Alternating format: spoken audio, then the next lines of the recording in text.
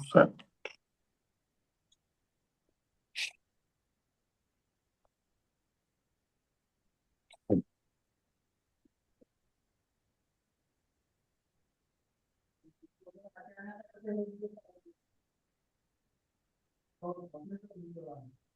7th house के बारे में सबसे पहला तो इम्पोर्टेंट इसलिए है, आपका मैरिज का सारा हाल यही बताएगा 7th हाउस। बिजनेस कैसा चलेगा आपका।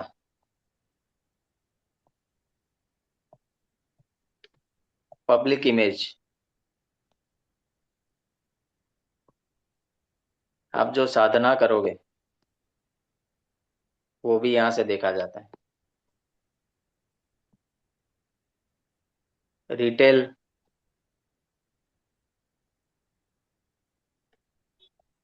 Attainment of position.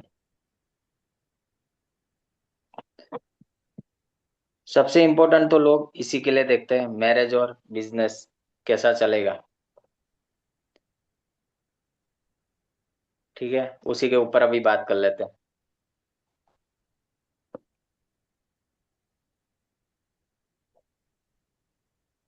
भाई आप लोग हट जाओ स्क्रीन सेवर से, तो क्या अच्छे से फिर हो पाएगा। Thank you.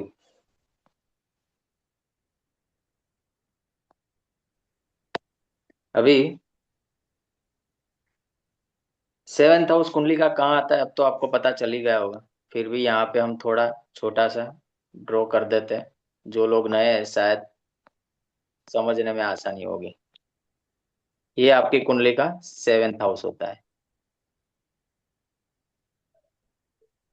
यहाँ पे 1 से लेके 12 नंबर तक कोई भी राशि लिखी हो सकती है, वो जोडियक साइन है, बट हाउस तो ये 7 ही रहेगा। ठीक है, 7th हाउस। थोड़े प्रॉब्लमेटिक चीजों की बात कर लेते हैं। देखो, 7th हाउस में जब राहु बैठता है ना, ये व्यक्ति ऑलवेज डिससेटिस्फाइड रहता है अपनी मैरिज से। राहु यहाँ बैठ के उतना अच्छा उसको हेल्प नहीं करता, मैरिज लाइफ में प्रॉब्लम्स क्रिएट कर सकता है। दूसरा जो प्लेनेट है जो 7th हाउस में अच्छा नहीं है वो है केतु। केतु का नेचर सबको पता है, जहां बैठेगा वहां से अलगाव देगा, यानी डिटैच करेगा आपको वहां से। 10 में से 8 लोगों के चार्ट में अगर केतु यहाँ पे है तो डाइवोर्स करवाएगा। अजीब बात है बट सच्ची बात है। मान लो डाइवोर्स नहीं होता तो कैसा डाइवोर्स होगा पता है। मेंटल डाइवोर्स, यानी वाइफ बोलेगी हस्बैंड को तुम तुम्हारा करो, हस्बैंड बोलेगा वाइफ को तुम तुम्हारा करो। ठीक है। उसके बाद जो प्लेनेट यहाँ पे प्रॉब्लम कर सकता है वो है सैटर्न।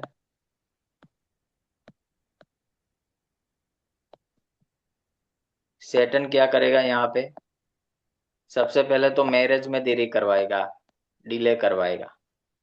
आपको जो पार्टनर मिलेगा वो कम से कम 4 साल की गैप होगी, छोटा या बड़ा। अगर वो गैप नहीं है तो आपको लगेगा कि आपका जो पार्टनर है ना वो उम्र से ज्यादा मैच्योर्ड है। कभी कभी अगर सैटर्न को अच्छे ग्रहों का सपोर्ट नहीं है और बहुत बुरी कंडीशन में है तो ये भी डाइवोर्स करवा सकता है, अगर बहुत अफ्लिक्टेड हो गया आपका ये 7th हाउस तो। दूसरा एक कॉम्प्लिकेटेड प्लेनेट है वो है सन। दिख रहा है ना सबको जो मैं यहाँ लिख रहा हूँ वो। Yes sir. Yes sir. देखो सन जो है ना, ये आपका डाइवोर्स तो नहीं करवाएगा, बट मैरिड लाइफ के जो 15 साल है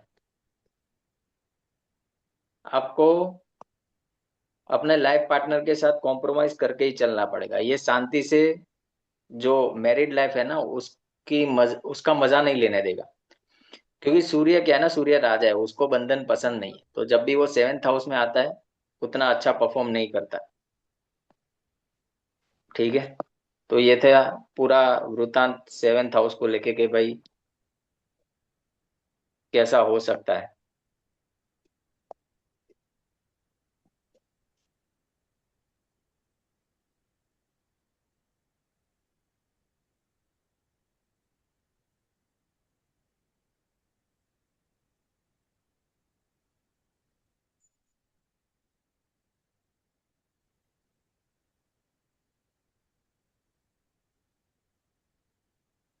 फिर से एक बार जो लोग जुड़े हैं वो रिकॉर्डिंग आगे का देख लेना। यहाँ पे सैटर्न, सन, राहु, केतु, मार्स को भी ले लो क्योंकि लड़ाई झगड़ा बहुत करवाता है। अगर ये प्लेनेट बैठे है ना तो फिर शादी बहुत सोच समझ के करनी चाहिए। बट आगे जो रूल पड़े वो भूल मत जाना। मान लो जुपिटर देख रहा है कहीं से भी सेवेंथ हाउस को और ये प्लेनेट बैठा है तो फिर जुपिटर बाजी संभाल लेगा, जो बोला उतना नहीं होगा। दूसरी कंडीशन के सेवेंथ हाउस में अगर सैटर्न बैठा है तो आपके लाइफ पार्टनर के चार्ट में सैटर्न यहाँ होना चाहिए। तो फिर क्या होगा ये सोलमेट। आपके चार्ट में यहाँ जो प्लेनेट बैठा है अगर आपके लाइफ पार्टनर के फर्स्ट हाउस में वो प्लेनेट बैठा है, कुंडली मिलान की जरूरत नहीं है। शादी जो है ना फेविकॉल जैसी चलेगी। ठीक है, फेविकॉल का मजबूत जोड़। समझ गए?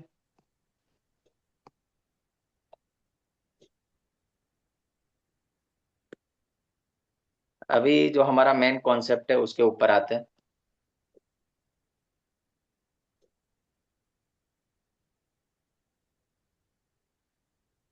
अब हम हाउसेस को लेते जाते हैं, हाउसेस के ऊपर बात कर लेते हैं।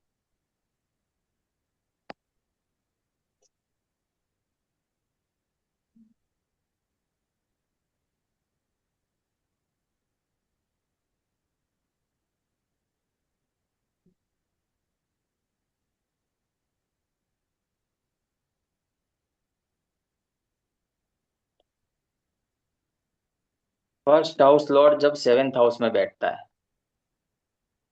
Very good position. क्यों वेरी गुड पोजीशन है? क्योंकि ये व्यक्ति अपना तन मन धन सब सर्वस्व अर्पण कर देगा उसकी लाइफ पार्टनर के लिए। ये एक लॉयल लाइफ पार्टनर बनेगा। उसकी पर्सनालिटी की वजह से उसकी शादी होगी। ठीक है, तो जब भी first house Lord seventh house में बैठता है बहुत अच्छी कंडीशन है, शादी अच्छी चलती है। जब second house Lord seventh house में बैठेगा, जैसे ही शादी करेगा फाइनेंस इसका बढ़ जाएगा। ये भी कंडीशन अच्छी है। क्यों अच्छी है?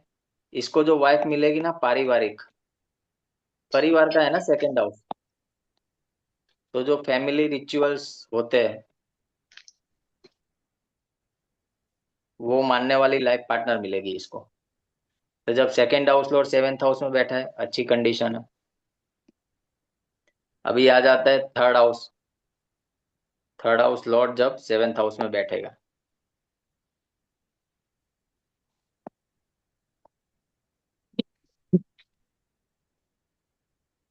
अभी ना आप लोग म्यूट करके रखो, जब क्वेश्चन आंसर होंगे तब अनम्यूट कर लेना।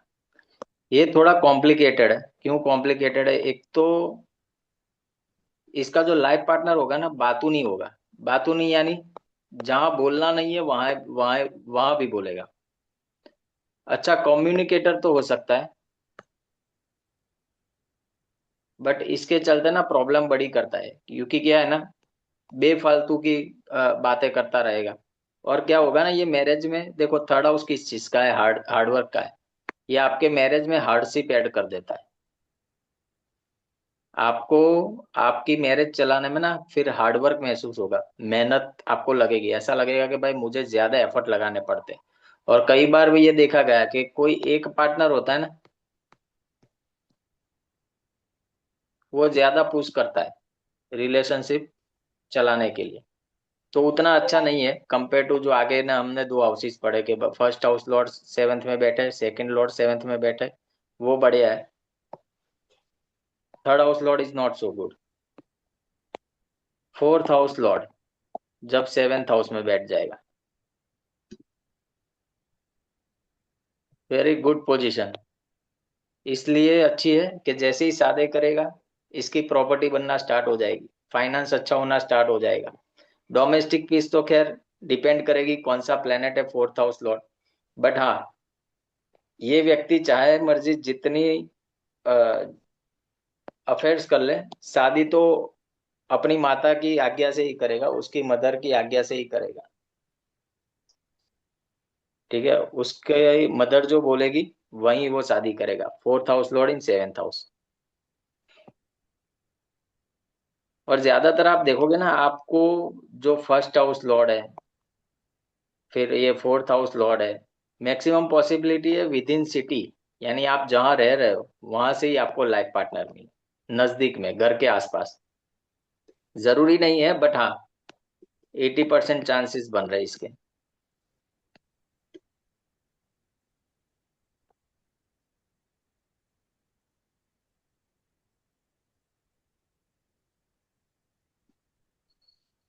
फिफ्थ हाउस लॉर्ड इन सेवेंथ हाउस, अभी तक जितना पढ़ा उन सब में सबसे ज्यादा अच्छा ये है। Very good. ये व्यक्ति जिससे प्यार करेगा उसी से शादी करेगा, तो अल्टीमेटली ये बनाता है लव मैरिज के योग। या तो चलो ये नहीं हो रहा है, तो जिससे व्यक्ति शादी करेगा ना उसको ही प्यार करेगा। तो जब भी फिफ्थ लॉर्ड सेवेंथ में हो या सेवेंथ लॉर्ड फिफ्थ में चला जाए, बहुत अच्छी कंडीशन है। वैसे बनता भी है ये केंद्र त्रिकोण वाला राजयोग। जब राजयोग पढ़ेंगे तब ज्यादा बेटर आपको इसकी अंडरस्टैंडिंग मिलेगी। अब ले लेते हैं सिक्स्थ हाउस लॉर्ड। देखो एक ना आप गांठ बांध लो, त्रिशड़ा लॉर्ड जब मैरिज हाउस में बैठते हैं ना वो दिक्कत परेशानी क्रिएट करते ही करते हैं। थर्ड हाउस लॉर्ड का मैंने आपको बताया। सिक्स्थ हाउस लॉर्ड में क्या होगा, जो प्यार होगा ना वो शत्रुता वाला होगा। बहुत सारे आर्ग्यूमेंट्स चलेंगे, कॉन्फ्लिक्ट्स इतने हद तक बढ़ जाएंगे, डाइवोर्स तक की नौबत आ सकती है। खैर अब तो आप लोग एस्ट्रोलॉजर बनी गए हो, किसी का डाइवोर्स नहीं होने देंगे। सबको पता है आपको रेमेडी उनको क्या देनी है। जिसके भी six house Lord seventh house में हो, उसको बोलो कि लाइफ पार्टनर जो है ना ऐसा चूज करे जिसके अंदर सेवा भाव हो। अगर ये चीज है तो ये शादी अच्छी चलेगी, कोई प्रॉब्लम नहीं आएगा। तो जब कभी भी आप त्रिशड़ा लॉर्ड देखो सेवेंथ हाउस में, तो उनको ये सजेस्ट करना ही करना है कि भाई ये थोड़ा प्रिकॉशन यहाँ आपको लेना पड़ेगा। ज्यादा अच्छे के चक्कर में गुणों को मत भूल जाना। जिसके अंदर सेवा भाव हो वैसा लाइफ पार्टनर लेके आना। या तो सेवा भाव हो या फिर कोई मेडिकल प्रोफेशन से हो, या तो लॉ के प्रोफेशन से हो, या फाइनेंस के प्रोफेशन से हो। अगर इन प्रोफेशन से लाइफ पार्टनर आएगा, शादी बढ़िया चलेगी, कोई प्रॉब्लम नहीं होगा।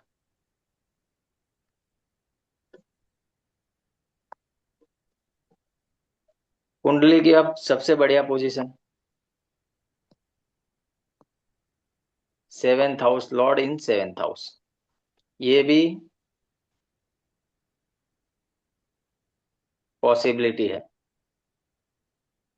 इस व्यक्ति का व्यक्तित्व ऐसा होगा ना, लोग चुंबक की तरह इसके तरफ आकर्षित होंगे। इसका बोलना, उसका पब्लिक अटायर बहुत अच्छा होगा। यानी एक स्पीच में ये, वैसे सेवेंथ हाउस इसका भी है ना, मैंने बताया था पब्लिक इमेज और पब्लिक इंटरेक्शन। आप जो लोगों के साथ इंटरेक्ट करोगे, पब्लिक यानी नॉट अ सिंगल पर्सन, कोई लार्ज समूह हो, ठीक है, बड़े पैमाने में जिससे बातें करनी है तो ये सेवेंथ हाउस से देखा जाता है। और सेवेंथ हाउस लॉर्ड इन सेवेंथ हाउस वाला बहुत अच्छा ये करता है। कोई राजनेता अगर ये लेके बैठा है ना, आप देखोगे इसको सुनने के लिए लाइन लगती है। बहुत अच्छी पोजीशन है, ये इंश्योर करता है कि आपकी शादी कभी टूटेगी नहीं, बहुत अच्छे से आपकी शादी चलेगी जब सेवेंथ लॉर्ड सेवेंथ में बैठ जाए।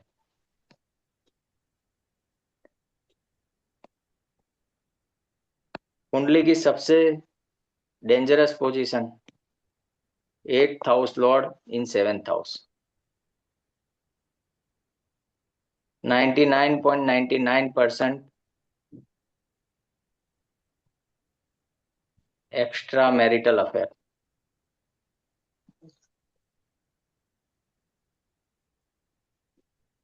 अगर पार्टनर इस हाउस के रिलेटेड प्रोफेशन में है तो कोई प्रॉब्लम नहीं है। अभी पता है आपको क्या है, इंजीनियरिंग। मैं लिख नहीं रहा हूँ अभी, बट आपको पता ही है एट्थ हाउस का अकल साइंस है, इंजीनियरिंग है, सीए, टैक्सेशन, ये सारे जो फील्ड है वहां से अगर आपका लाइफ पार्टनर है, शादी अच्छी चलेगी। कि नहीं है तो ये चीज होगी ही होगी। एट्थ हाउस किस चीज का है? सिक्रेटिव सारी चीजें एट्थ हाउस में। ठीक है। दूसरा, आपके जो जेनाइटल पार्ट्स है वो भी कुंडली के एट्थ हाउस से देखे जाते हैं। तो यहाँ पे व्यक्ति ये सारी चीजों का भोग भोगने के लिए इन चक्करों में पड़ सकता है, अगर किसी अच्छे प्लेनेट का उसको सपोर्ट नहीं है, या फिर अगर उसने एट्थ हाउस को अच्छे से यूटिलाइज नहीं किया तो ये चीज होगी होगी। या तो ये पार्टनर एट्थ हाउस से रिलेटेड प्रोफेशन का लेके आ जाए, या तो फिर नेपाल जाके Pashupatinath,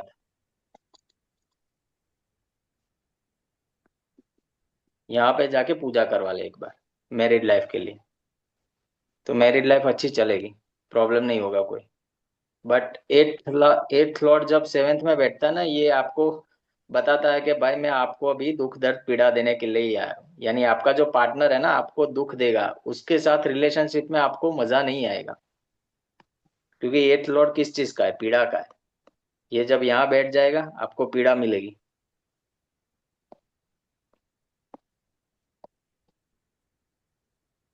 ninth house Lord seventh house में बैठता है, जैसे ही शादी होगी लक एनहेंस होगा, भाग्य बढ़ जाएगा, भाग्य का हाउस जागृत हो जाएगा। लाइफ पार्टनर मैक्सिमम पॉसिबिलिटी बहुत दूर से, ठीक है, लॉन्ग डिस्टेंस।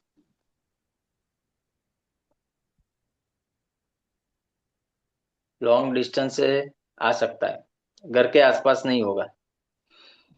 अगर आसपास होगा, मान लो घर के आसपास ही है, तो भी क्या है ना, उसका बर्थ प्लेस देखोगे वो दूर होगा। पॉसिबिलिटी है आपके फादर एक्टिव रोल प्ले करेंगे आपकी शादी के अंदर। फोर्थ हाउस में कहना रह गया, फोर्थ हाउस में वैसे मैंने बता दिया, फोर्थ हाउस में मदर का इन्वॉल्वमेंट बहुत होगा आपकी शादी को लेके। ये भी एक अच्छी पोजीशन है, ये भी राजयोगी कंसीडर करो। जब इसकी दशा चलेगी आपको धन सुख संपत्ति सारी चीजें मिलेगी। फिफ्थ लॉर्ड सेवेंथ में, नाइन्थ लॉर्ड सेवेंथ में।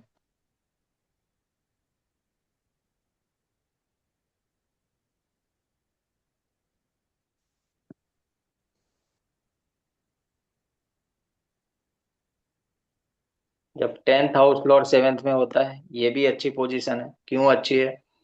आप जहाँ काम कर रहे हो या काम करने के लिए अगर कहीं गए हो तो वहां से आपको आपका लाइफ पार्टनर मिल सकता है।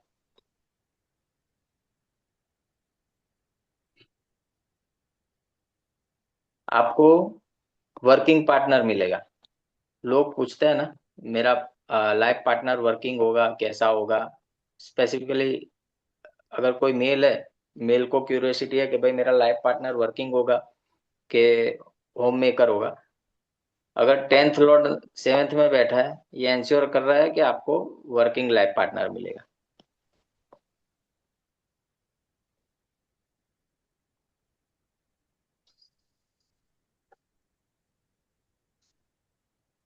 11th लॉर्ड 7th में।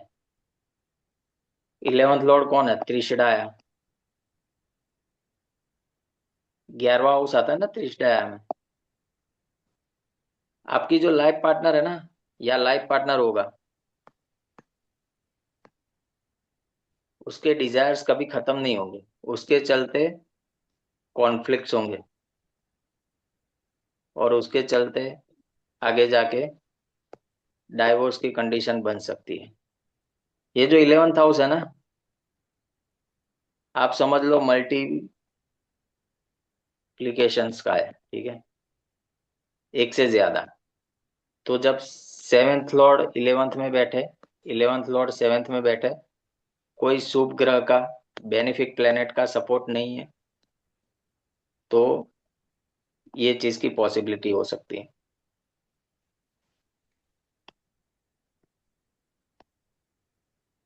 अब आ जाता है 12th लॉर्ड इन। और हाँ, 11th लॉर्ड जब 7th में बैठता है, आपको आपके सोशल सर्कल से ही आपका लाइफ पार्टनर मिल जाएगा, ज्यादा दूर जाने की जरूरत नहीं है, आपके फ्रेंड सर्कल से मिल जाएगा। आपका बिग ब्रदर हेल्प करेगा आपकी शादी को लेके। अभी 12th लॉर्ड की बात करते हैं। अगर फॉरेन से पार्टनर आया तो ठीक है।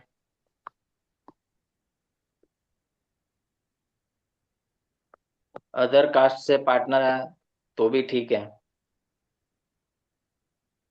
सेम कास्ट में शादी करी, या तो कई लोग होते हैं ना कि भाई हम हमारे गांव विलेज में ही करते हैं, हमारे 5 गांव से बाहर हम शादी नहीं करते, और 12th लॉर्ड 7th में है,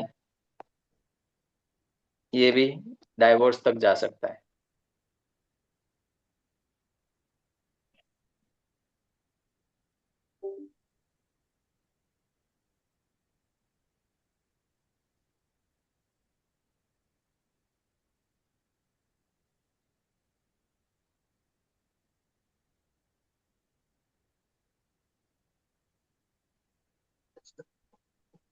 7th हाउस में अभी समझ लो,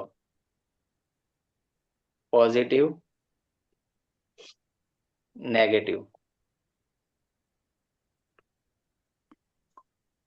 पॉजिटिव में first house Lord, second house Lord, fourth house Lord, fifth house Lord, 7th house Lord, 9th house Lord, 10th house Lord. Negative में हो जाएगा 3, 6, 8, 11, 12। इसके हाउस लॉर्ड जाके यहाँ बैठे, प्रॉब्लम्स है शादी में, उसको दूर करने के लिए क्या कर सकते हैं? सबसे पहले तो हाउस यूटिलाइजेशन।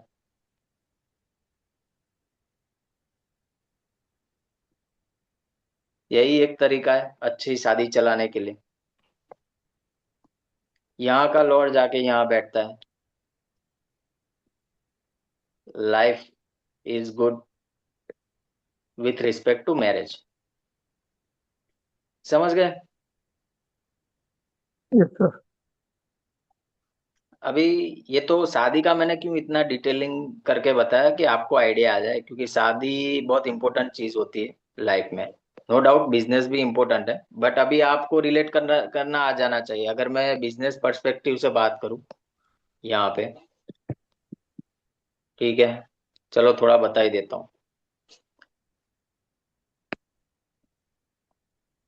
जब फर्स्ट हाउस लॉर्ड 7th में बैठेगा, व्यक्ति अपने बलबूते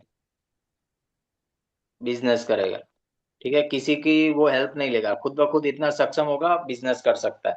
बट हाँ, ये व्यक्ति ना अकेले कुछ नहीं कर सकता,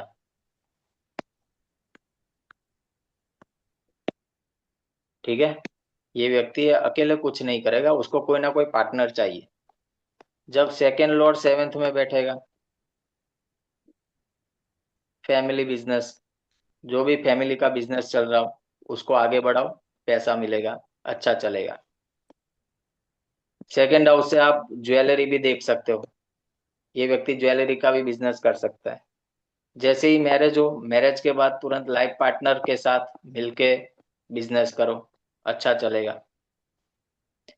जब थर्ड लॉर्ड बैठ जाए 7th हाउस में, उसको बोलो कि वो जो भी काम कर रहा है, बिजनेस कर रहा है, उसको डिजिटल मीडिया पे लेके आ जाए, अच्छा ग्रोथ करेगा। दूसरा, थर्ड हाउस से फ्रेंचाइजी भी देखी जाती है। फ्रेंचाइजी दे, वो जो भी काम कर रहा है, जो भी उसका प्रोडक्ट है, उसकी फ्रेंचाइजी देना स्टार्ट करे, बहुत अच्छा चलेगा। दूसरा, टूर एंड ट्रैवल का काम भी बहुत अच्छा कर सकता है, बिजनेस कर सकता है। जब फोर्थ लॉर्ड जाएगा, प्रॉपर्टी से जुड़ के काम करे, प्रॉपर्टी का कोई भी काम करे। जब फिफ्थ हाउस लॉर्ड 7th में जाएगा, स्पोर्ट्स के जो इक्विपमेंट्स आते हैं, या फिर क्रिएटिव कोई भी चीज है, उनका काम करे, उनका बिजनेस करे। लर्निंग से रिलेटेड जितनी भी आइटम है, उसका काम कर सकते हैं।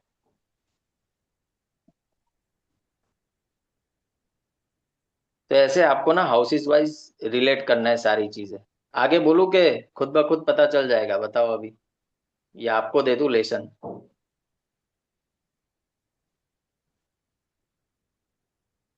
दे दीजिए सर। देखो, जब सिक्स्थ लॉर्ड 7th में जाता है, ऐसे व्यक्ति को एनजीओ का काम करना चाहिए, जहां पे पब्लिक सर्विस इन्वॉल्व हो। समझ रहे हो? 7th लॉर्ड 7th वाला कोई भी काम उठा ले, अच्छा ही होगा, क्योंकि बिजनेस के लिए ही बना है। बट पर्टिकुलरली इसको ना रिटेल के सेक्टर में हाथ आजमाना चाहिए, रिटेल सेक्टर, क्योंकि रिटेल सेक्टर हम 7th हाउस से देखते हैं। 8th लॉर्ड 7th में हो, उसको बोलो मैन्युफैक्चरिंग यूनिट खोल ले,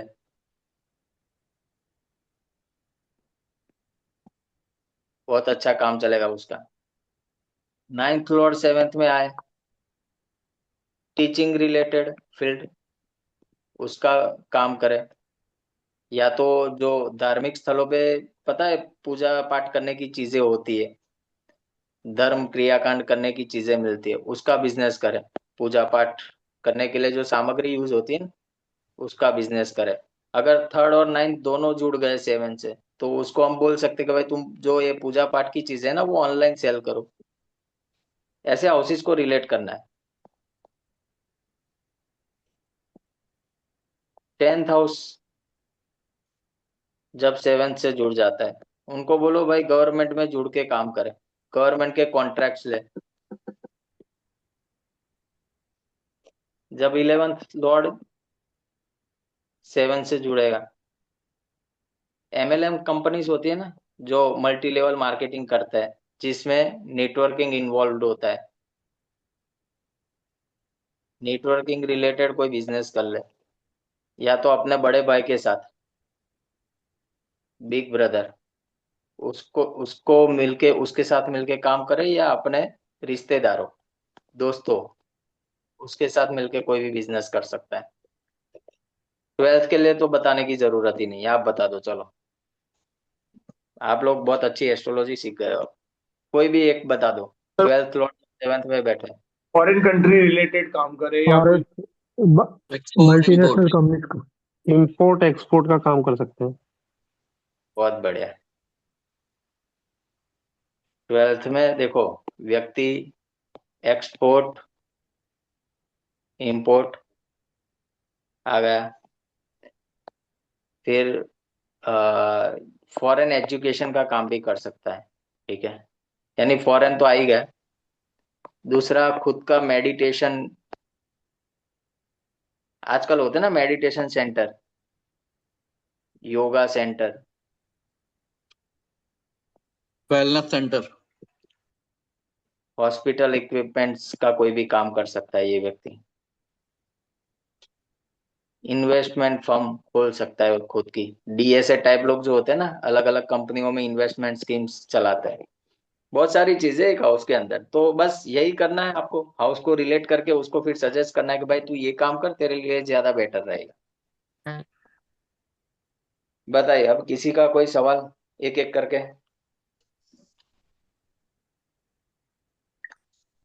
सर ये 7th हाउस में अगर कोई प्लेनेट है जो कि इतना वेल प्लेस्ड नहीं है, अच्छी पोजीशन में नहीं है, हम्म और वो फोर्थ और फिफ्थ हाउस का लॉर्ड है, तो भी आपने क्या वो जो बात बोली थी कि बड़ा अच्छा लव लव अफेक्शन वाला रिलेशनशिप रहेगा, वो होगा? भाई पहले तो ये समझ लो कि सेवेंथ हाउस में जो प्लेनेट बैठा है वो तो समझ गए, बट फोर्थ और फिफ्थ का लॉर्ड अगर वहां बैठा है ना, तो जब फोर्थ फिफ्थ के लॉर्ड की दशा आएगी आपको अच्छा ही रिजल्ट देगा। और सेवेंथ हाउस में जो बुरा बैठा है उसकी रेमेडी कर लो जब उसकी दशा है तब। ठीक है। ओके। और सर जब आप ये बोलते हैं कि दशा आएगी, तो वो दशा होती है या अंतरदशा प्रत्यंतर दशा भी? महादशा को कंसीडर करो सबसे पहले। ठीक है। महादशा, क्योंकि 60-70% रोल महादशा का होता है, उसके बाद अंतरदशा, उसके बाद प्रत्यंतर दशा। तो महादशा को ही पकड़ो, वो प्लेनेट इंपॉर्टेंट है आपके लिए, क्योंकि अभी जो रूल कर रहा है ना वो महादशा का प्लेनेट ही रूल कर रहा है। ओके। ठीक है। और अगर कोई प्लेनेट फिफ्थ का भी लॉर्ड है और ट्वेल्थ का भी लॉर्ड है, तो उस केस में फिर बिजनेस पॉइंट ऑफ व्यू से क्या सजेशन देना चाहिए? फिफ्थ वाले को प्रायोरिटी देनी चाहिए कि ट्वेल्थ वाले को? दोनों को सेवन्थ का प्रायोरिटी मैटर दो। है। दोनों को प्रायोरिटी दो, उसको बोलो फॉरेन एजुकेशन रिलेटेड काम कर। अच्छा, मतलब फिफ्थ से हम एजुकेशन लिंक कर देंगे और ट्वेल्थ से हम फॉरेन लिंक कर देंगे। हम्म। ओके। दोनों लिंक करके दोगे तो ज्यादा बेटर होगा ना, क्योंकि दोनों हाउस सेटिस्फाई होंगे। समझ रहे हो? और ठीक वही है। करना है हमें एस्ट्रोलॉजी में, और कुछ नहीं करना है।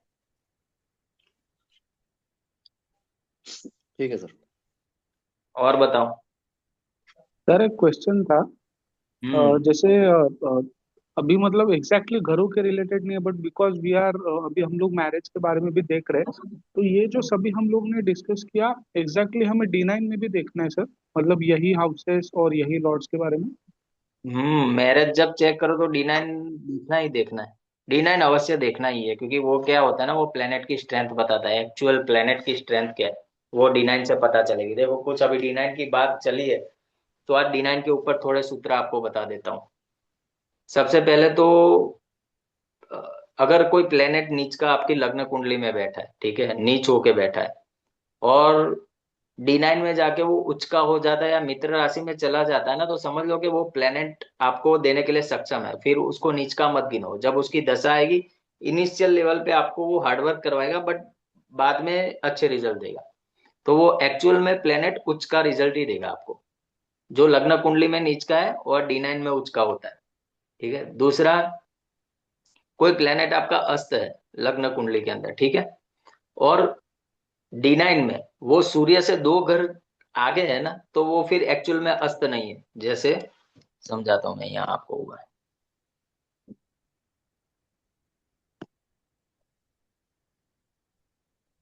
देखो अगर कोई प्लेनेट, ये आपका D9 चार्ट समझ लेना, ठीक है, ये आपका D9 है। और दूसरा भी एक साथ में ले ही लेते हैं, चलो।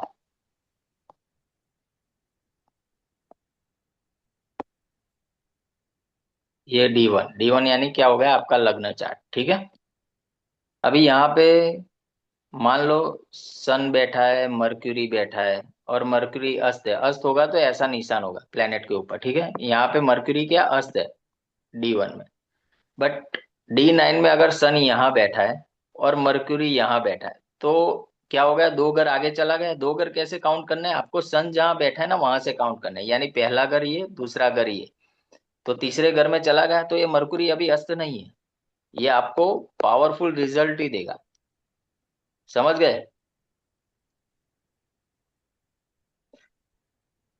ठीक है। दूसरा, D9 को लेके ना आप ये समझ सकते हो कि व्यक्ति का स्वभाव कैसा होगा। मैंने आपको पता है राशियां समझाई थी, राशियां, राशियों के स्वभाव, राइट सर।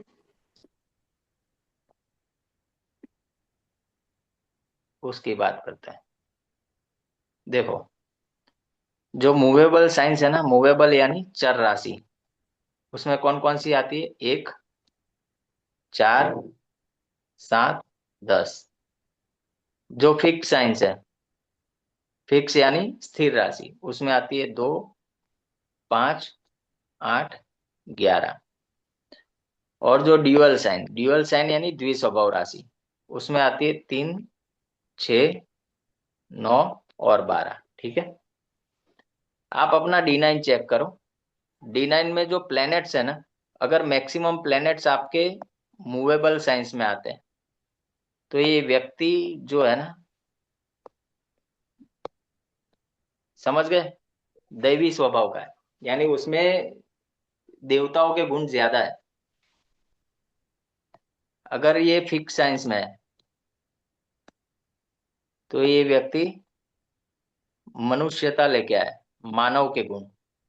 ठीक है भाई, मेरे पास रखूंगा, तेरा तू रख, यानी मनुष्य गण वाला है व्यक्ति है, इसमें मानवता जिंदा है। और जो ड्यूअल राशि में होता है ना, ये फिर आसुरी प्रकृति का होता है। ठीक है, जिसको बोलते हैं राक्षसी स्वभाव, यानी ना देवताओं के गुण है इसके अंदर, ना मानव के गुण। अभी आप पूछोगे कि सर थोड़े प्लेनेट इधर है थोड़े उधर है, तो फिर वहां पे आप अपना लॉजिक लगाओ। मैं देखो, सारे प्लेनेट, ये कंडीशन हमें सारे प्लेनेट पे चेक करनी है, बट पर्टिकुलरली आप आपका सन और मून, ये दो तो देखो ही देखो। अगर ये दो भी चर राशि में आता है ना, तो बहुत हद तक आपका स्वभाव ऐसा होगा, क्योंकि सन क्या है, आपका सोल, और ये है आपका माइंड। ठीक है, बाकी मैंने अगर शादी के रिलेटेड आपको कुछ है तो आज सुबह एक बहुत अच्छा वीडियो डाला हुआ है, उसमें काफी सारे मैंने रूल्स बताए इसको लेके। जानने को मिला कुछ नया? जी यस सर, सर। बिल्कुल। ठीक है, तो ऐसे और ये मेरा सिद्धांत नहीं है, पराशर जी का है कि चर राशि में अगर ज्यादा प्लेनेट है D9 में, तो आप दैवी स्वभाव के व्यक्ति हो, देवताओं के गुण आप में ज्यादा मिलेंगे। फिक्स साइंस में है तो फिर वो मानव है, यानी जो होता है ना तीन गण, देवगण, मनुष्य गण, राक्षस गण, वो पता नहीं कैसे कैलकुलेट करते हैं, बट इंसान का स्वभाव समझना है तो ऐसे आप समझ सकते हो। सर ठीक है, वर्गोत्तमा हुआ तो वर्गोत्तमा राशि मतलब D1 में भी सेम राशि में है और लोग ना, D9 में भी करीबन करीबन सेम राशि में है। चलो कंफ्यूजन दूर करते हैं।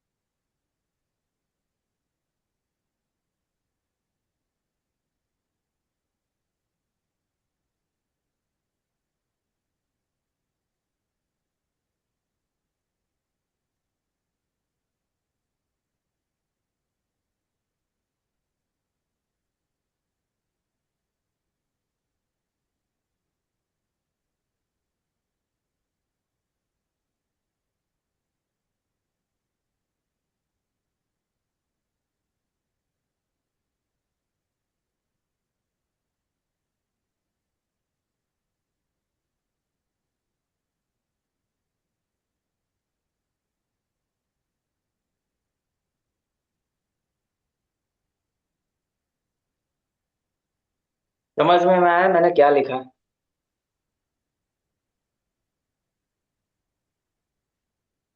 बोलो, किसी को कुछ आइडिया आ रहा है? जो मैंने इसको 1 नंबर दिया, इसको 2 नंबर, इसको 3, इसको 4, इसको 5, इसको 6।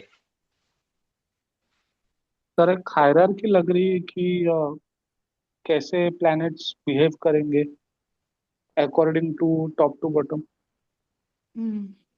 कोई प्लेनेट एक्सोल्टेड है, सबसे पावरफुल है, उससे नीचे आएगा वर्गोत्तम, उससे नीचे आएगा ओन साइन में, खुद की राशि में बैठा है, स्व राशि में, उसके बाद मित्र की राशि में, उसके बाद दुश्मन की राशि में, उसके बाद डेप्लीटेड। ठीक है, इसको और इसको देखने के लिए और भी एक सिद्धांत है कि कैसे काम करेंगे। बाकी ये प्लेनेट जनरली अच्छा मीन्स अच्छा रिजल्ट, यानी सबसे अच्छा रिजल्ट, फिर थोड़ा अच्छा, उससे थोड़ा अच्छा, फिर थोड़ा अच्छा, फिर खराब रिजल्ट और बुरा रिजल्ट, ऐसा समझ सकते हो। आगे जाके और भी डिटेलिंग करेंगे, बट ये ना बेसिक है, समझ गए। कोई भी प्लेनेट अगर एक्सोल्टेड है तो अच्छा है कुंडली के अंदर, बट ये एक्सोल्टेड और डेबिलिटेड में ना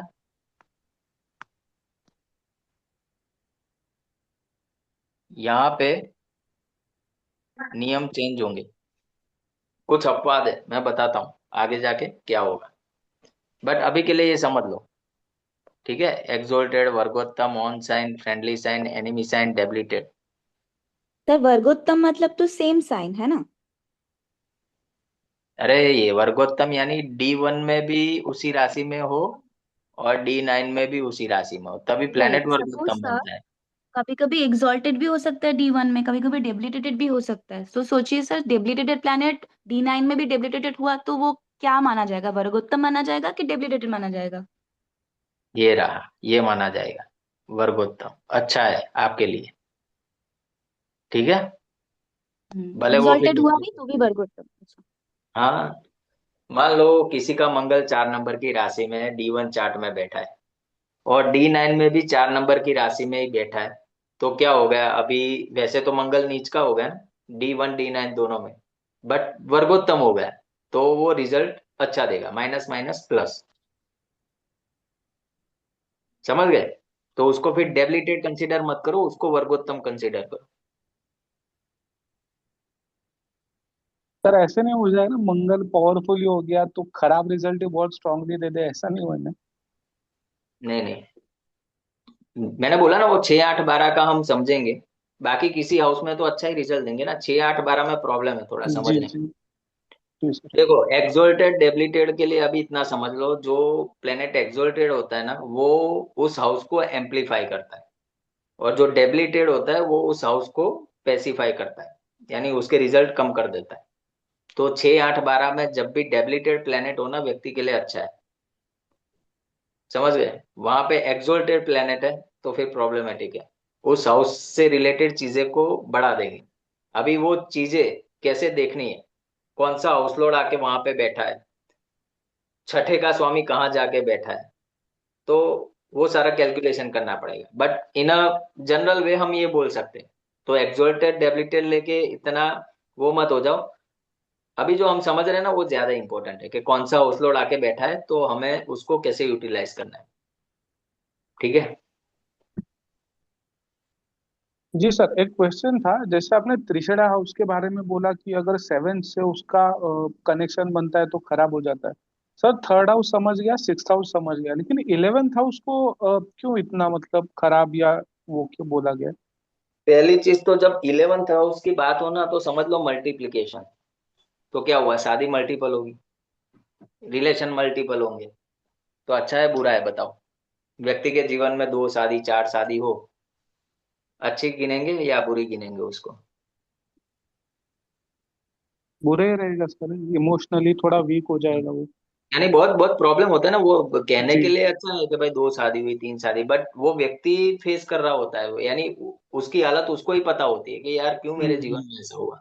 दूसरा, उसको जो लाइफ पार्टनर मिलता है ना बहुत डिजायरस मिलता है, आप उसकी एक इच्छा पूर्ण करोगे ना दूसरी उसकी पीछे ही होगी लाइन में, नहीं भाई ये तो किया नहीं अब तक तुमने, ये तो रह ही गया है, ये भी रह ही गया है, तो इंसान क्या थक जाता है फिर ऐसे रिलेशनशिप से, कि जहां सामने वाला मांग ही रहा है अपने से, उसको देना कुछ नहीं है, उसको सिर्फ लेना है, बताओ अभी कैसा रिलेशन चलेगा?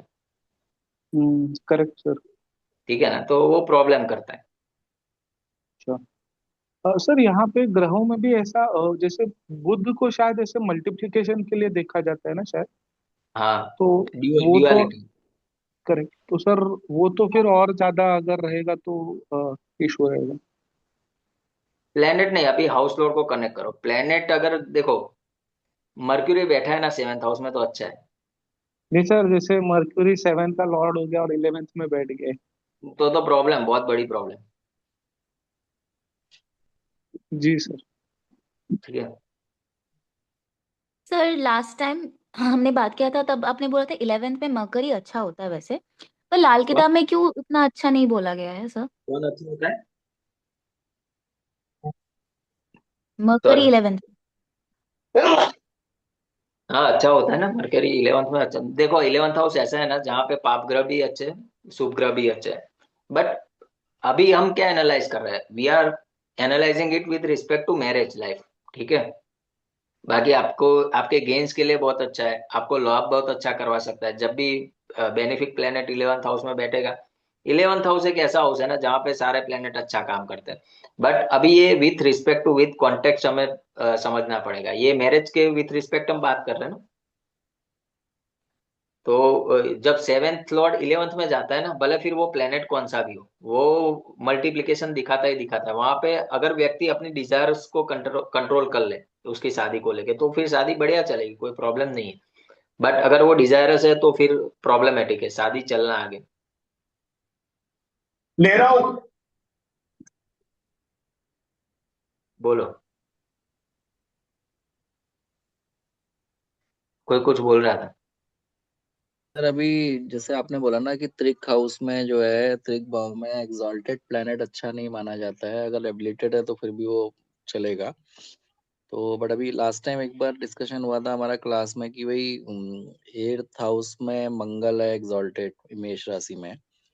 तो मतलब एक तो हाउस भी 8th है, त्रिक भाव है, मंगल भी है। कहाँ एक्सोल्टेड होता है, मेष राशि में खुद का होता है, खुद का, स्वराशि। सॉरी, स्वराशि का होता है। Yes yes yes.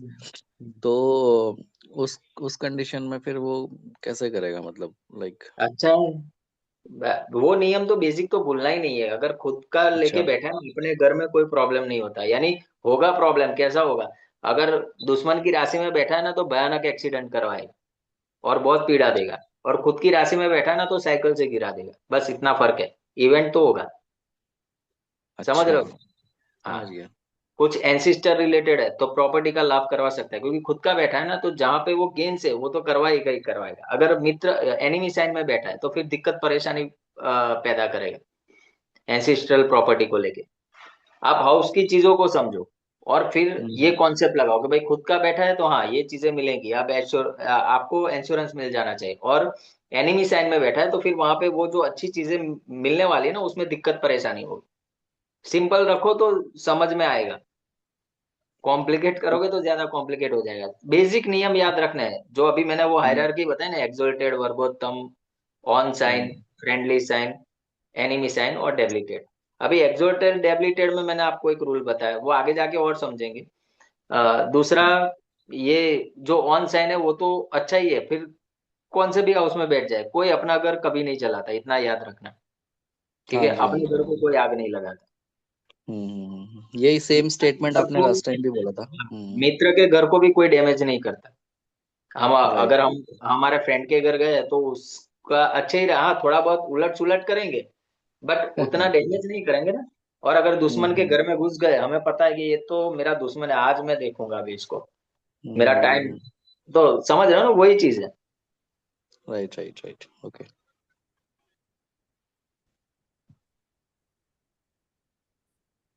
बताओ, और किसी का कोई सवाल?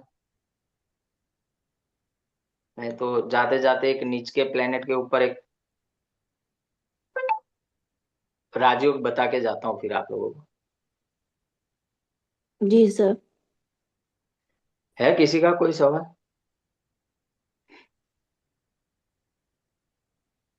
एक क्वेश्चन है हाँ बोलो।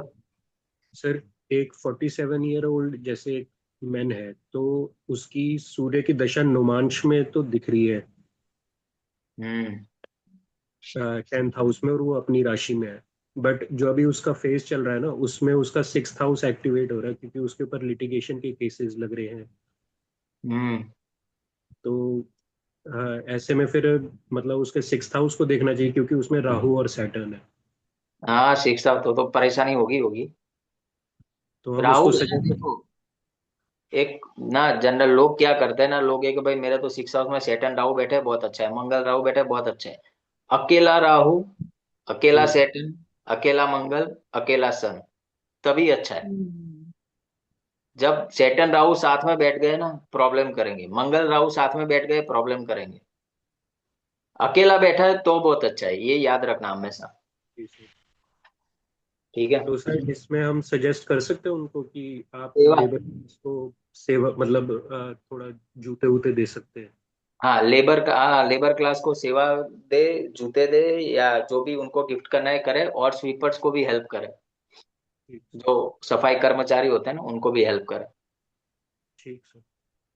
ठीक है, और किसी का कोई सवाल? सर ये फिफ्थ हाउस के लिए भी है रवि, शनि राहु का भी तो दान कर सकते हैं।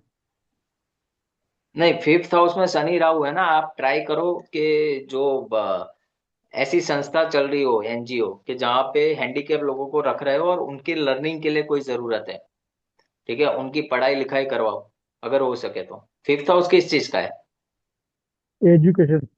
हाँ, तो वो ट्राई करना चाहिए, समझ गए? जी अभी सर। हैंडीकैप लोग कौन हो गए? विकलांग लोग, राहु केतु से रिलेट करते हैं उनको। और जो शनि जी है वो क्या है, वो बेसिकली लेबर क्लास यानी नीचे तबके के लोग। तो जब जी। आप उनको पढ़ाई लिखाई में हेल्प करोगे ना, आपका फिफ्थ हाउस भी मजबूत होगा, आपका शनि राहु भी मजबूत होगा। और वैसे अगर सेटन बैठा है ना फिफ्थ हाउस में, उनके बच्चे बहुत अच्छा राइज करते हैं लाइफ में। शनि ठीक। फिफ्थ हाउस में हो, सूर्य फिफ्थ हाउस में हो, इनके बच्चे लाइफ में बहुत अच्छा करते हैं। मर्क्यूरी इलेवेंथ हाउस में हो, ठीक। उनके बच्चे भी, बच्चे तो ठीक है बट बच्चों से ज्यादा बच्चियां, बच्चियां रॉयल लाइफ जीती है। First house Mercury, royal life of daughters. Second house Mercury, royal life of daughter. वो है ही है। ये मेल तो चार्ट 11th में हाउस एप्लीकेबल मार्स, है या फीमेल चार्ट में? सब सब चार्ट। ओके। से 11th हाउस मार्स, 56 ईयर्स तक पैसा आएगा, उसके बाद नहीं आएगा? उसके बाद डबल हो जाएगा। ठीक है। अच्छा है, अगर इलेवेंथ हाउस में मार्स है, कौन सी राशि में? अपनी राशि नहीं है, सेकंड वृष राशि में है। अच्छा, वृषभ राशि में। हम्म। ठीक है, तो वैसे 10th हाउस वैसे लॉर्ड इन 11th हाउस। हाँ, तो अच्छा है। अभी आप ये चेक कर लो कि टेंथ को अष्टक वर्ग में कितने पॉइंट मिले, इलेवेंथ को कितने पॉइंट मिले। हम्म। ठीक है, तो वैसे भी मंगल इलेवेंथ हाउस में बहुत अच्छा होता है, यार दोस्तों का सपोर्ट अच्छा मिलता है, और बड़े भाई से अच्छा सपोर्ट मिलता है। सर अभी आपने बोला सैटर्न फिफ्थ का है, तो बच्चों के लिए ठीक है, बट सैटर्न जैसे फिफ्थ में नहीं है बट फिफ्थ को देख रहा है, 11th में बैठा है, तो इन दैट कंडीशन सेम थोड़ा बहुत ये रूल अप्लाई करेगा? अगर फिफ्थ में कोई प्लेनेट नहीं बैठा है तो करेगा। ओके, और फिफ्थ में करें प्लैनेट बैठा है तो फिर चेंज हो जाएगी चीजें। राइट। ओके। सर एक बार खाली हेलो। खाली घर में सब लोग कब्जा करने के लिए आते हैं, जी जी जी और ठीक। मालिक बैठा हो ना तो क्या वो बैठे, अरे भाई तू ऐसे कैसे ले जाएगा, मैं बैठा हूँ अभी इधर। हाँ ठीक है, ठीक। बोलो अभी। सर अगर सेवेंथ सेवेंथ हाउस में शनि नीच का बैठा है, डेबली होके अगर शनि बैठा है, तो क्या ऐसा भी इंटरप्रिटेशन हो सकता है कि इस जातक की इंटरकास्ट मैरिज होगी? राहु, राहु हो ना तो पॉसिबिलिटी ज्यादा है। सेटन है तो एक तो देरी से होगी, दूसरा कम से कम 4 साल का गैप होगा। अगर वो नहीं हुआ तो उसका जो लाइफ पार्टनर है ना उससे ज्यादा मैच्योर मिलेगा, यानी उसके हाँ एज से ज्यादा वो मैच्योर लगेगा। कहाँ का लॉर्ड है वो देखो। सर, लॉर्ड तो चौथे और पांचवें घर का है। बहुत अच्छा है, चलो उसके ऊपर मैं वो बता नहीं वाला था, अभी आपने बोला तो मैं वैसे कल रील डालने वाला हूँ, बट बता देता हूँ नियम कैसे चेंज होते हैं। ये जो सेटन राहु केतु की बात करी ना हमने, वो तो ठीक है एक बात। अभी मान लो ये आपका चार्ट है,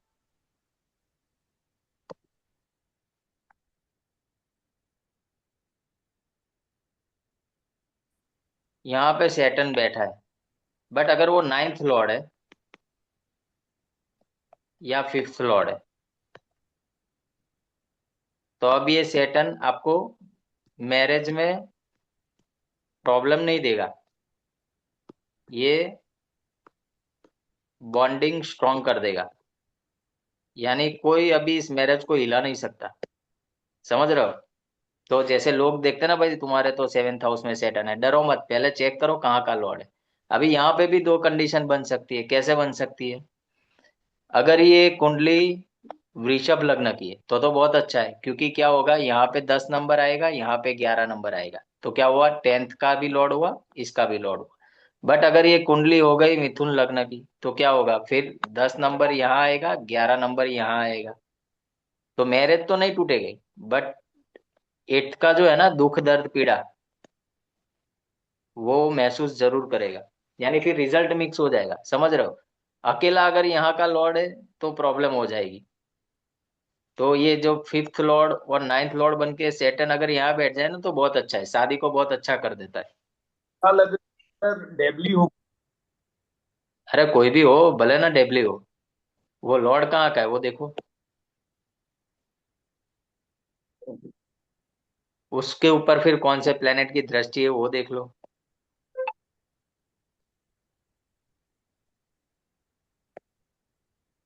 सर आप कुछ योग बोलेंगे बोला था आपने। हाँ योग ना, योग बता देते चलो।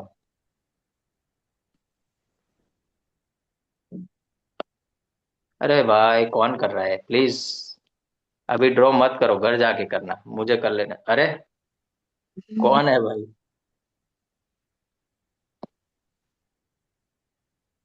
क्यों ऐसा कर रहे हो मेरे साथ आप लोग?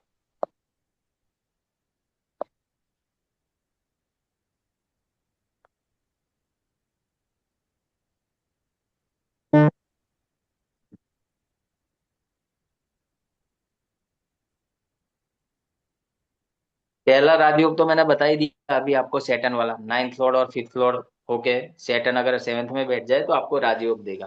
अच्छा, बहुत अच्छा राजयोग, शादी भी अच्छी करेगा, पैसे भी अच्छा देगा, ठीक है। अभी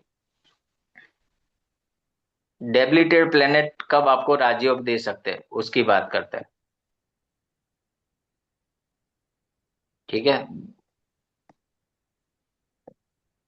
बट कौन से डेबिलिटेड प्लेनेट पता है? सारे डेबिलिटेड नहीं, उसके लिए आपको six house, eighth house, twelfth house इनको देखना है।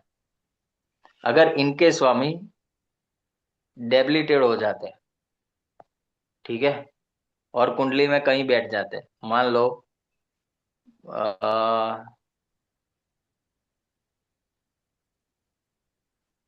3 नंबर मर्क्यूरी का है, और मर्क्यूरी, वैसे मर्क्यूरी 12 नंबर, 12 कहाँ आएगा वैसे, इसमें वो नहीं बनेगा योग। 4 5 8, 4 5 6 7 8, ओके, यहाँ पे ये नहीं बन रहा है, बट आप रूल समझ लो, क्योंकि इसमें ना मुझे फिर वो कुंडली में दिमाग लगाना पड़ेगा। रूल क्या है पता है? जब सर ऐसा कर लो छह, ना, नहीं रुको धनु ना, लग्न। आप समझ लो, ये सिर्फ 6 8 12 के जो लॉर्ड है और वो डेबिलिटेड हो गए, और डेबिलिटेड होके अगर लग्न को देख रहा है या लग्नेश को देख रहा है, समझ गए आप? लग्न भाव, लग्न भाव, या फिर लग्नेश। अभी लग्नेश पता है ना, फर्स्ट हाउस लॉर्ड को लग्नेश बोलते हैं। मान लो यस तीन सर। नंबर है यहाँ पे, समझ लो मर्क्यूरी, ठीक है, तो 3 4 5 6 7 8 9 10 11 12। अब 12 नंबर की राशि में मर्क्यूरी डेबिलिटेड होता है, ठीक है।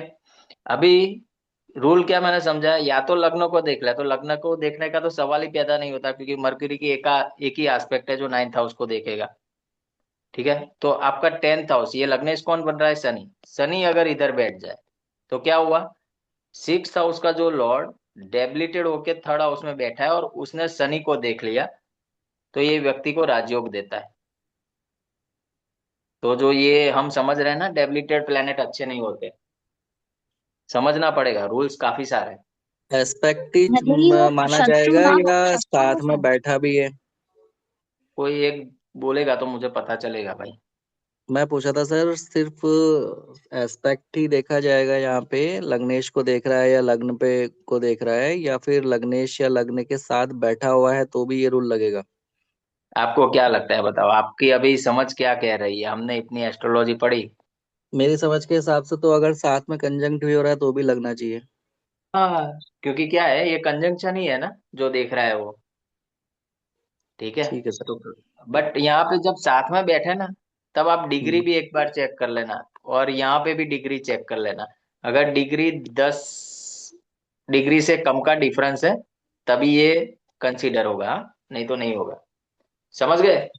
दोनों प्लैनेट में डिग्री का डिफरेंस 10 से नीचे होना चाहिए। ओके। हाँ, तभी वो कंजक्ट गिने जाएंगे, बाकी नहीं गिने जाएंगे। दूसरा भी रूल समझ लो, ये एक डेबिलिटेड का रूल हो गया, देख लिया आपने क्या है? सर एक चीज था यहाँ पे, मरकरी सैटर्न तो वैसे तो अच्छा होता है, एक दूसरे के लिए सपोर्टिव है, पर सोचिए कि मार्स आ जाता है तो क्या होता है? अच्छा ही होता है, रूल तो रूल ही है मैडम। अच्छा। ठीक है। मार्स तो फ्रेंडली नहीं है ना, हम सैटर्न मार्स का एक ऑपोजिट देखना तो अच्छा नहीं माना अरे जाता, इसलिए मैं हम सबको फ्रेंडली बना देंगे, आप आगे आगे पढ़ते जाओ, देखो फिर कोई दुश्मन नहीं रहेगा, सब दोस्त हो जाएंगे। ठीक है। डिफरेंस 10 से ज्यादा रहने का बताया, कम रहना चाहिए। कम रहना चाहिए, ज्यादा तो मतलब ही नहीं है ना। तो प्लेनेटरी वॉर में नहीं, कम रहेंगे तो प्लेनेटरी वॉर नहीं आएगा। प्लेनेटरी वॉर को ही कंजक्शन बोलते हैं ना। हाँ। हाँ, बस में ऐसे ऐसे जाएंगे हम, उसको ही कंजंक्शन बोलेंगे ना, कि हमें स्पेस ही नहीं मिल रही है। समझ गए? जब स्पेस नहीं मिलती वही कंजंक्शन है।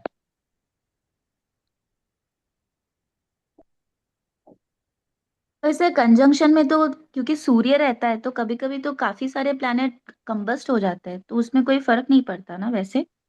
नहीं पड़ेगा, D9 चेक कर लो, एक्चुअल कंबस्ट कौन है पता चल जाएगा। अभी हमने समझा ना D9 का रूल कंजंक्ट के हम्म। लिए, वो समझ लो। ठीक है। पहला रूल क्या था जो हमने सीखा, कि भाई कोई डेबिलिटेड प्लेनेट है, वो लग्न को देख ले या लग्नेश के साथ संबंध बना ले। ठीक है। तो वो अच्छे रिजल्ट देता है, राजयोग यानी व्यक्ति को समझ लो राजसिक सुख देता है। दूसरा रूल क्या है पता है? कोई भी अगर 6 8 डेबिलिटी, 6 8 12 का ना सर? हाँ हाँ, 2 to 5। 6 8 12, ठीक है, ठीक 6 8 12, बाकी मत ले लेना भाई। ठीक है। है। ओके। 6 8 12। दूसरा रूल ये है, अभी इसको रिवर्स करो, आपका लग्नेश, ठीक है, कुंडली का लग्नेश या तो फिर नेचुरल बेनिफिक प्लेनेट कौन कौन से है? Jupiter, Venus, mercury, moon. ये किसी भी शुक्ल पक्ष का डेबिलिटेड मूल। प्लेनेट को देख लें, 6 8 12 के किसी भी, यानी 6 8 12 में अगर डेबिलिटेड प्लेनेट बैठे, उसके स्वामी कुंडली में कहीं पे भी डेबिलिटेड बैठे और लग्नेश या नेचुरल बेनिफिक प्लेनेट उसको देख ले, तो ये भी राजसिक सुख देता है। ठीक है। तो डरो मत कि मेरा नीच का है, पहले चेक करो कंडीशन कौन सी बन रही है। ये दो तो हो गई, तीसरी कंडीशन आगे मैंने बता दी, अगर D9 में वो एक्सोल्टेड हो जाता है डेबिलिटेड प्लेनेट, या ऑन साइन खुद की राशि में चला जाता है, या फ्रेंडली साइन में चला जाता है, तब भी वो प्लेनेट फिर अच्छा रिजल्ट देगा। मोटा मोटा वैसे मैंने तो समझा ही दिया आपको डेबिलिटेड क्या है। बहुत जल्दी आप मेरे से सब सीख रहे हो, फिर एडवांस में क्या सीखोगे बताओ? यार अभी मतलब बहुत सारे कंफ्यूजन्स हो जाते हैं, पता है, जब भी मतलब थोड़ा अपना दिमाग लगाने की कोशिश करते हैं तो ऐसा लगता है कि बेसिक्स भी अभी क्लियर नहीं हुए, कहीं ना देखो, कहीं फंस जाते हैं। जब तक 1000 कुंडली नहीं देखोगे ना पता नहीं चलेगा। ठीक है। सबके साथ होता है, बट आप समझो ना, आप बेसिक रूल्स, क्योंकि इतने सारे रूल्स है ना, बट ये क्यों मैं बेस क्यों क्लियर कर रहा हूँ, बाकी प्रिडिक्शन तो अभी सिखा दूं, एक वीक से ज्यादा टाइम नहीं लगेगा मुझे। अगर प्रिडिक्शन आपको सिर्फ प्रिडिक्टिव एस्ट्रोलॉजी के नाम से लोग लेते हैं ना 40 50 हजार रुपए, जी जी जी। 3 दिन का काम है मेरा, 3 दिन में मैं हम्म। आपको सिखा दूंगा कुंडली को प्रिडिक्ट कैसे करना है, टाइमिंग ऑफ इवेंट क्या है। बट वो फिर ना आप वो कोर भूल जाओगे। ठीक है।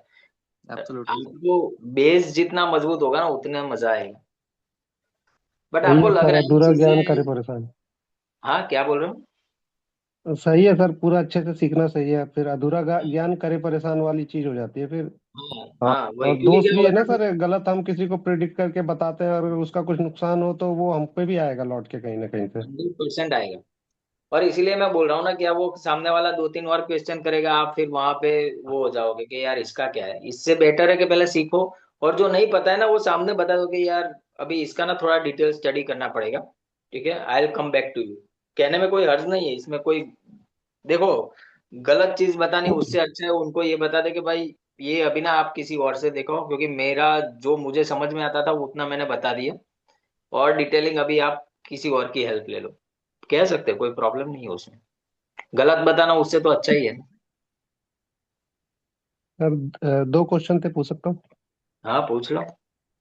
अभी एक चीज आपने बताया था 6 8 12, और 6 8 12 में अदर भी कोई नीच के ग्रह हो तो भी सही है कि उसको नहीं कंसिडर करेंगे सर? अच्छा है, अच्छा है, अगर 6 8 12 में नीच के प्लेनेट है ना तो अच्छा है। ठीक मतलब है, जो दूसरे हाउस के भी हैं, नीच के हैं, तभी चलेगा सर वो? अच्छा है। अच्छा है। और एक चीज था सर कि जैसे शनि सातवें साइन पे, जैसे तुला राशि पे उच्च का हो जाता है, हाँ, लेकिन अगर किसी की जैसे ये 7th हाउस में वो चंद्र उसके साथ आ जाए तो ये फिर कुछ नुकसान करेगा सर? कहाँ कहाँ, सॉरी, एक मैसेज आ गया था, जैसे हाँ। मेष मेष लग्न की कुंडली है, 7th हाउस में शनि है, शनि तो उच्च के हैं, लेकिन साथ में चंद्रमा भी है, हम्म। तो इसमें कुछ नुकसान करेगा सर इनको? हाँ करेगा ना, क्यों नहीं करेगा। 7 9 10 11, पहले तो देखो 11 का लॉर्ड हो गया, 10th का लॉर्ड हो गया, 11 का लॉर्ड हुआ यानी मल्टीप्लिकेशन पॉसिबिलिटी है, और वैसे भी चंद्र उतना अच्छा नहीं है 7th हाउस में, चेंज दिखाता है, मूवमेंट दिखाता है, तो अगर खुद की राशि का है चंद्र वहां पे तो बहुत अच्छा है। बट अगर, तो शादी में क्या देखो, शनि चंद्र जहां इकट्ठा होके बैठ जाएंगे ना, उस हाउस रिलेटेड आपको सफर करना पड़ेगा, आपको पेन मिलेगा, इसीलिए उसको विष योग बोला गया है। इसीलिए शनि चंद्र की युति को यूटिलाइज करना चाहिए। ठीक है, वो कैसे तो करेंगे इसको आगे सीखेंगे हम। ठीक सर। बाकी और ये अभी चीज के लिए अगर तो वो D1 बताया में था ठीक है, ना पीने के लिए। ठीक सर जी, वो तो सही है, D1 में ठीक है, और ये D9 में रहा है तो भी यही चीज सेम लागू होगी जो अभी आप हाँ बता रहे सही, यस। हैं? अच्छा, ठीक सर। कुंडली पढ़ने का प्रोसेस सेम ही है, ठीक है, चाहे D1 हो, D9 हो, D10 हो, D4 हो, कोई भी हो। सर नहीं, एक सर D1 छोटा में अगर छोटा सा सही हो। चीज पूछना था यहाँ पे। जैसे D1 में हम सपोज एक काइंड ऑफ एक एक, एक मतलब प्रिडिक्शन पे पहुंचते हैं, सपोज प्लेनेटरी कंडीशंस को देखते हुए D9 पे जाकर के वो पूरा एकदम से चेंज हो जाती है, जैसे जो उच्च का है वो नीच का हो जाता है या कुछ भी हो जाता है, तो वहां पे हमने जब हम आप बोलते हो कि दोनों को कंसिडर करना है, तो हम जो लग्न में जो हमने एक प्रिडिक्शन एक मतलब ऑब्जर्व करी है, उसको दिमाग में रखते हुए आगे लेकर के जाए, या D9 को हम बिल्कुल सेपरेटली बिल्कुल जीरो से स्टार्ट करेंगे, भाई हमने D1 में कुछ देखा ही नहीं है काइंड ऑफ, फिर कैसे करेंगे मतलब? सही स्टडी करोगे ना सर तो इसी सारे। रिलेटेड एक क्वेश्चन था। मैडम पहले इनका जवाब दे दूं मैं, आप हाँ हाँ बीच में आ जाए। हाँ, आप क्यों ऐसा कर रहे हो, आप हर टाइम ऐसा करते हो, पहले इनका सवाल है, मैं जवाब दे रहा हूँ, आप सीधा आ जाते हो। कोई फिर वो नहीं तो मीन्स क्या है, उनके क्वेश्चन की कोई इंपॉर्टेंस नहीं है, ऐसा है। No sir, it is really related to his हाँ क्वेश्चन हाँ, ओनली। बट वो उनका पहले आंसर तो आप मुझे दे देना, दो फिर आप उसके ऊपर पूछो, इतना घाई क्यों है। ठीक है, क्योंकि फिर क्या होता है ना, वो दिमाग से निकल जाता है, तो फिर मैं आपका आंसर करूँ या उनका आंसर करूँ, प्रॉब्लम वहां हो जाती है। और थोड़ा सब्र करना सीखो, पेशेंस, शनि बहुत हेल्प करेगा। देखो होता क्या है ना, जब आप पूरा वो सीख जाओगे ना, तो आपको ना सारे लिंकअप होते पता चल ही जाएगा।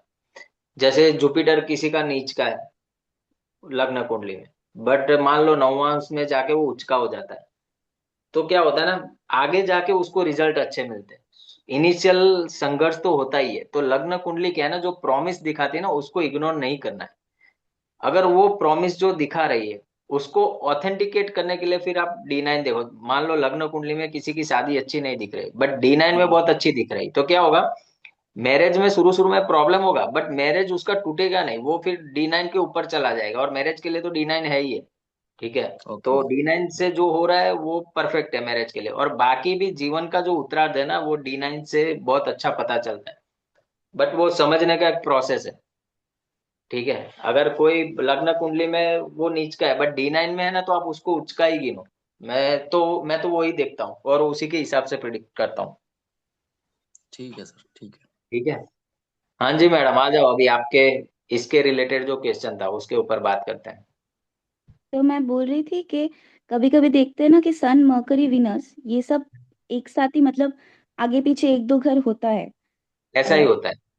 हाँ, पर D9 में देखते हैं हम लोग अलग अलग हो जाता है। ऐसा भी होता है कि 7th हाउस अपार्ट भी होता है कभी कभी। वो क्यों होता है नहीं, सब? वो तो अलग ही हो गए ना मैडम, सिर्फ D1 में आपको साथ में दिखेंगे। D9 तो क्या है, एक राशि का 9वां हिस्सा है। तो जो D1 है ना, वो तो सिर्फ 12 राशि है। D9 क्या है ना, फाइनेस्ट स्लाइस है, यानी नाइन्थ ऑफ एवरी राशि। टोटल 108 नवांश होते हैं। हर एक नवांश का एक वैल्यू है। जैसे 91st नवांश होगा तो वो आपके लिए प्लेनेट बहुत सुपर हीरो है, जो 91st नवांश में आ रहा है। जो 73rd नवांश में आ रहा है आपको ऑलवेज सपोर्ट करेगा। 64 नवांश वाला आपको मृत्यु तुल्य कष्ट देगा। तो बहुत सारी चीजें हैं। मैं इसीलिए बोल रहा हूँ, हर एक राशि के ना 9 हिस्से होते हैं। तो प्लेनेट को हम D9 में क्यों देखते हैं, क्योंकि वो उसकी एक्चुअल स्ट्रेंथ बताता है D9 कि फाइनेस्ट लाइज। अगर केपी देखे जो नक्षत्र बेस्ड है, जिसमें सब लॉर्ड के ऊपर से प्रिडिक्शन होता है, तो ये it's a one kind of सब लॉर्ड, इतना समझ लो, जो D9 है वो। आया समझ में मैं क्या बोल रहा हूँ? नहीं सर, जी सर। नहीं आया। पता नहीं चला क्या क्या समझना है, बताओ। अभी पूछो। तो चाहिए 64 नवांश सब क्या है? अरे वो मैं समझाऊंगा। मैं सिर्फ अभी बता रहा हूँ आपको कि टोटल 108 नवांश होते हैं। 12 राशि होती है। एक राशि को, यस। एक राशि में 9 हिस्से होते हैं। ठीक है। तो 12 राशि के टोटल हिस्से कितने हो गए? 108 हिस्से हो गए। 108। हाँ, इसको आप हिस्सों की तरह समझो अभी। 108 हिस्से होते हैं, उसमें से जो 91st वाला हिस्सा होता है वो बहुत अच्छा होता है। 73rd वाला भी बहुत अच्छा होता है। उस हिसाब से ना कैटेगराइज किया गया है सारे जो नवांश है उनको। फिर निधनांशा, फिर आपका वो भाग्यांशा, बहुत सारी चीजें हैं, मैं वो बोल रहा हूँ। सीखेंगे ना आगे जाके। बट यानी D9 बहुत छोटी चीज नहीं है, बहुत बहुत बड़ी चीज है। करेंगे काम उसके ऊपर। अभी मैं जो स्टेप बाय स्टेप सिखा रहा हूँ ना, उतना आप समझ लो ना, आगे क्यों जाना है। पहले जितना समझा है उसके ऊपर आप चार्ट लेके उसके ऊपर प्रैक्टिस करो। ठीक है। सर हमने जो पढ़ा उसके रिगार्डिंग छोटा सा क्वेश्चन था सर, लास्ट क्वेश्चन है। जैसे मेरा भी एक वैसे भी आज आप का कर ये लीजिए। लास्ट क्वेश्चन है। पूछो। हाँ सर, तो सर आपने कहा था 7th लॉर्ड इन 8th हाउस या फिर 8th लॉर्ड इन 7th हाउस का देर आर चांसेस कि एक्स्ट्रा मैरिटल अफेयर हो सकता है। तो सर किसका, जातक का होगा या उसका जो स्पाउस रहेगा उसका एक्स्ट्रा मैरिटल अफेयर्स का रहेगा chances? 8th house Lord 7th में है तो पार्टनर की तरफ से होगा। 7th लॉर्ड 8th में है तो अपनी तरफ से करेगा। ठीक है। Okay sir, okay okay. But ये जरूरी नहीं है, सर ये एक कंडीशन है। किसी के चार्ट में देख के ये मत जी सर। सोच कर लेना कि भाई यही है। हो सकता है कि वो व्यक्ति बहुत चैरिटी करता हो, तो फिर वो करेक्ट। तो हाउस यूटिलाइज कर लिया ना, तो फिर ये चीज नहीं होगी। या तो किसी 8th हाउस की एक्टिविटी में वो इन्वॉल्व हो। ये जी तो सर। मैंने क्यों बता के रखा आप लोगों को कि भाई एक नजर में आपको क्या ना, एक पॉइंट रहेगा, हाँ भाई ये भी चीज पॉसिबल है। हम्म। समझ रहे हो? तो हमें नेगेटिव तो प्रिडिक्ट करना ही नहीं है, बट आपको समझाना जरूरी है, क्योंकि हम्म। ऐसे कॉम्बिनेशन होते हैं ना कुंडली के अंदर, तो समझाया हुआ होता है तो क्या आपके ध्यान में रहेगी ये चीज। बट जी किसी सर। की कुंडली देख के उसको मत बोलो भाई तुम्हारी वाइफ का ये, तुम्हारे हस्बैंड का ये, मत करो ऐसा। ऐसे करने के लिए एस्ट्रोलॉजी नहीं है, ये आपके लिए कि आपकी समझ में है। और एक बार करेक्ट। आपने समझ लिया तो उसको ये चीज प्रिडिक्ट नहीं करनी है, उसको हमें कैसे कि भाई नैतिक मूल्यों का पालन करना, आपका विवाह बहुत अच्छा चलेगा। समझ रहे हैं? जी सर। हाँ। सर मेरा एक क्वेश्चन है। पूछ लो, लास्ट क्वेश्चन आज का। जी सिंह लग्न की कुंडली है और 6th हाउस लॉर्ड और 7th हाउस लॉर्ड 9th में डेबिलिटेड है शनि, साथ में हाँ गुरु भी है। तो तो अच्छा इस कंडीशन में है, अच्छा है। डेबिलिटेड मत देखो फिर शनि को। गुरु बैठ गया ना नहीं साथ और में। इसी जी जी और इसी को इसकी नवांश कुंडली में सप्तम में सन है, सूर्य है। हाँ हाँ, वो थोड़ा प्रॉब्लम कर सकता है। सूर्य को देख रहा है गुरु कहीं से? नहीं नवांश में। सूर्य को नहीं देख रहा, नहीं नहीं देख रहा सर। ओके, राशि कौन सी बनी है अब वो चेक करो, 7th हाउस में। 7th हाउस में नवांश में हाँ नवांश में। मीन राशि है। हाँ तो मित्र मित्र की राशि में बैठा ना सूर्य, फिर जी जी जी। गुरु कहाँ बैठा है? नवांश गुरु में। 10th हाउस में, 10th हाउस में केतु के साथ है। अच्छा, केतु के साथ तो फिर थोड़ा अभी इसको स्पिरिचुअल पार्टनर ढूंढना चाहिए, या तो फिर सामने वाले की कुंडली में सूर्य फर्स्ट हाउस में है, वैसा देख लेना। अच्छा। ठीक है। तो इनको वो गुड़ वाला पानी पिलाने की वो रेमेडी दे सकते हैं अपन? कौन सा? गुड़ वाला पानी? हाँ, पानी में गुड़ डाल के पीने का। दे सकते हो। फिर जब खाना खाने बैठे तो जो चूल्हा होता है ना, उसकी आग में रोटी का टुकड़ा जी। डाल दे। ठीक है। तो वो वैसे लाल वो किताब की आदित्य तो हृदय। रेमेडी भी करवा सकते हैं। जी जी, वैसे आदित्य हृदय एक्सरसाइज पढ़ती है डेली वो। हाँ, बहुत अच्छा है। ठीक ठीक। अच्छी बात है, ओके। और स्पिरिचुअल पार्टनर मिले तो ज्यादा अच्छा है, जो स्पिरिचुअलिटी ओ, फॉलो करते हैं। जी जी ठीक है। देखो, ओके सूर्य सेवेंथ थैंक हाउस में एक एक जगह पे अच्छा है। आपके जो इनलॉस होंगे ना, उनके गवर्नमेंट कांटेक्ट होंगे, यानी गवर्नमेंट से जुड़े हुए होंगे कहीं ना कहीं से, और आपसे अच्छा फाइनेंस होगा उनका। ठीक है, फाइनेंशियली भी जी। आपसे रीच होते हैं वो लोग। अच्छा ठीक है। और ओके किसी का थैंक यू। कोई सवाल? सर एक एक सवाल लास्ट सर क्वेश्चन था। आपने पूछा। हाँ पूछ लीजिए सर। हाउस से देखा जाता है ना, सेवेंथ हाउस से तो स्पाउस को देखेंगे। तो यहाँ इन लॉज का लॉजिक कैसे आ गया? क्या हुआ, पता नहीं चला। सेवंथ हाउस किसका है? स्पाउस का, बिजनेस का, पार्टनर्स का। अरे मैं समझ गया, बट आपकी कुंडली का सेवंथ हाउस है ना। नहीं, अभी आपने बोला ना सर कि सेवेंथ हाउस में अगर सूर्य बैठा रहेगा तो हाँ। जो इन लॉज है, इन लॉज के गवर्नमेंट कनेक्शन अच्छे रहेंगे, वो पैसे वाले रहेंगे काफी। हम्म।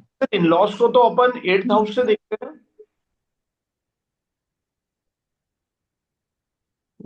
इन-लॉज को नहीं, मैं क्या बोल रहा हूँ, आपके पार्टनर, आपका जो लाइफ पार्टनर आएगा ना, हाँ वो हाँ। कनेक्टेड होगा गवर्नमेंट से।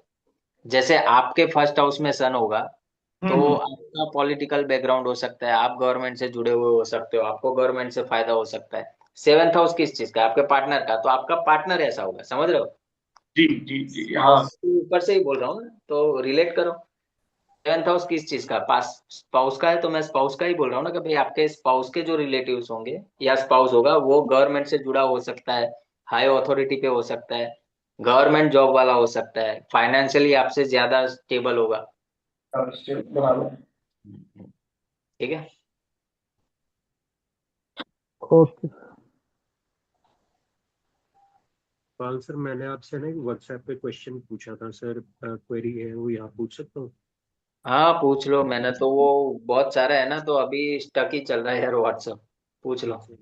मैं ये पूछना चाह रहा था सर, सेकंड हाउस और सेवेंथ हाउस में जो राशि नंबर होता है, उनके जो प्लैनेट्स है, वो अगर 6 8 12 में बैठे हो, तो उससे हम डिसाइड कर सकते हैं कि इस बंदे की लाइफ में ओवरऑल स्ट्रगल रहेगा, या अगर उनमें नहीं बैठे हैं तो लाइफ स्मूथ चलेगी? बट वो प्रिडिक्ट क्यों करना है उसको, वो बताओ ना कि, और हो सकता है उसमें ना पूरी कुंडली देखनी पड़ेगी, आप एक दो चीजें नहीं, पूरी मैंने कुंडली। 30 35 चार्ट्स देखे थे ऐसे रैंडम, तो मैंने उसमें ऑब्जर्व किया कि अगर जिनके इन घरों में नहीं बैठे तो उनकी थोड़ा सा सिंपल लाइफ रही है। देखो, 6 8 12 में जाते हैं ना कोई भी हाउस लोड, तो दिक्कत तो होती ही होती है, बट अभी क्या है ना, पूरा अगर आप चार्ट देखोगे ना तो एग्जैक्ट बता पाओगे। बाकी 6 8 12 बने ही भाव उसके लिए कि आपको दिक्कत परेशानी सब पैदा करे। अभी नहीं करेगा, क्योंकि एट्थ हाउस तो आप बैलेंस करके चल रहे हो, ज्योतिष में हो। सिक्स हाउस सेवा करोगे, ट्वेल्थ हाउस डोनेशन करोगे, तो अभी आपको पता चल गया ना, बट उन लोगों को पता नहीं है जिनकी कुंडली है।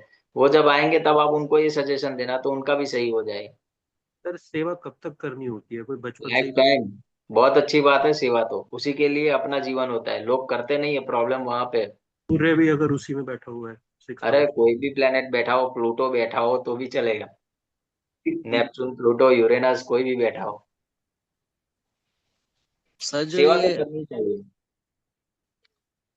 सर जो आज आपने ये डेप्लीटेड प्लैनेट प्लैनेट वाला जो एक अपने को वो दिया था ना अभी थोड़ी देर पहले जो नॉलेज दी थी, ये बेसिकली इस पे इस जो आपने राजयोग बोला, ये मतलब कुछ नेम है इस राजयोग का, या मतलब ये आप अपने रिसर्च के हिसाब से ये आपने बताया आज अपने हमको बेसिकली, मतलब आई मीन टू से कि ये बुक्स में अवेलेबल है या आपकी अपनी खुद की रिसर्च के बाद आपने ये दिया आज? ये पराशर जी ने बोला हुआ है। ठीक है, जिन्होंने ज्योतिष बनाया। ओके। दूसरा, हमारा जो बीवी रमन सर थे, सबसे जो टॉप 10 एस्ट्रोलॉजर है ना इंडिया के, बीवी रमन सर, जी जी जी वो जी। भी यही मानते हैं और मैं भी यही मानता हूँ, क्योंकि मैं तो फिर इस हम दशा से गुजर चुका हूँ, इसलिए मुझे पता है। ठीक है, अच्छा ही काम कर। अच्छा, ओके ओके ओके, ठीक। मतलब दोनों चीज हैं बेसिकली, बुक्स में भी है प्लस एक्सपीरियंस एंड रिसर्च भी है।